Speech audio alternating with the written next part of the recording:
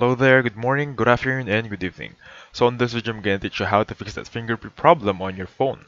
So specifically, this is for Android phone because this is only specific for Androids. If you want to use this or you want to check your iOS fingerprint not properly working or Touch ID, I have a separate video for that. Please check it out. So with it being said, just go to settings, okay? This is going to be a very quick video. So go to settings right there. This is my way of going to settings, by the way. And so from here, just click on About Phone. Type it on the search bar. And then once you're here, I just want you to look for software information. And then look for kernel version. It should be this one right here.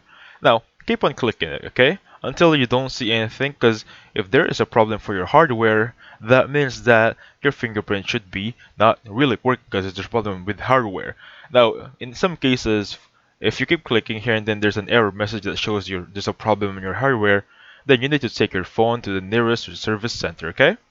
Now, that being said, as you can see, there is no error message, then I'm good to go.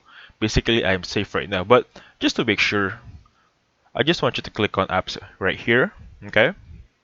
Now, once you're in apps, so a disclaimer, not all Android devices are the same, right? So I hope this works for you guys. So once you're in apps, click on see all apps, and then simply type in finger, okay?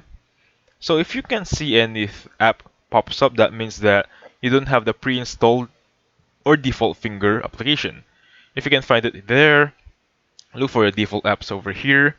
And then as you can see, there is no finger application. That means that there is actually no other way to fix this rather than the service center if it's a hardware problem.